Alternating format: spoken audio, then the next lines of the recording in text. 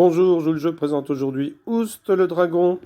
Donc dans ce jeu, vous trouverez 4 dragons sur lesquels on pourra mettre des personnages, une fontaine, des jongleurs qui resteront ici, et puis des personnages avec des étoiles en dessous. Donc, et 4 dés. Donc au départ du jeu, eh bien, on place un personnage sous chaque dragon.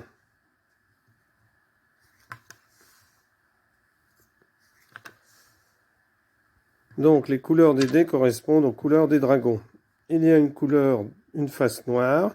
Lorsqu'on tombe sur un noir, on met le dé dans la fontaine. On n'a pas le droit de l'utiliser. Et lorsque vous tombez sur une face argentée, eh bien cela remplace n'importe quelle autre couleur.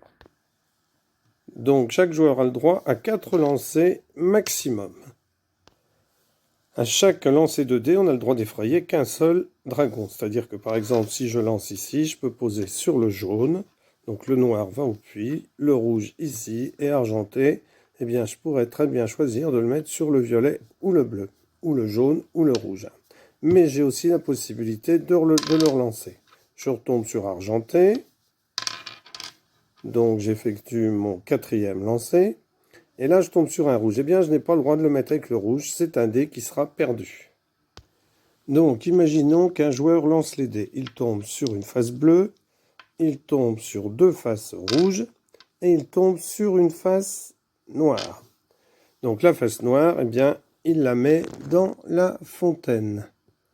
Il prend les 2 dés rouges qu'il pose sur le dragon rouge, et il peut terminer son tour. Mais il peut aussi décider de relancer le dé. Il relance le dé qui tombe sur le jaune. Il obtient le jaune et le pose alors sur le dragon jaune. Il termine à ce moment-là son tour et peut prendre le roi ici, puisqu'il est sous les dés rouges, et la donzelle ici, parce qu'elle est sous les dés jaunes. Donc la joueuse suivante pioche pour compléter les dragons, prend les dés et les lance. Donc là, elle tombe sur 2 faces argentées. Elle tombe sur une face rouge et une face jaune. Donc ici, elle décide de poser les 2 dés argentés sur le rouge ou le jaune. Alors, elle va décider de les poser sur le jaune. Car ici, il y a 4 étoiles.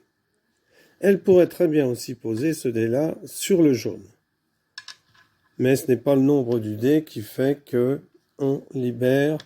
Il suffit d'un seul dé pour libérer. Donc, elle va garder ce dé pour le relancer. Elle relance et obtient bleu et noir. Donc, le noir va dans la fontaine.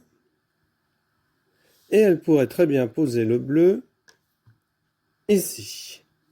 Donc, si elle était tombée, par exemple, sur un dé rouge, eh bien, elle ne pourrait pas poser le dé rouge, puisqu'il y a déjà des dés qui sont posés. Dans ce cas-là, en consolation, elle prendrait un jongleur. Donc ici, elle récupérerait la princesse, et elle pourrait prendre un jongleur pour compenser ce dé. Donc la partie se termine lorsqu'il n'est plus possible de placer des habitants sous le château. Et on compte alors les étoiles que l'on a récupérées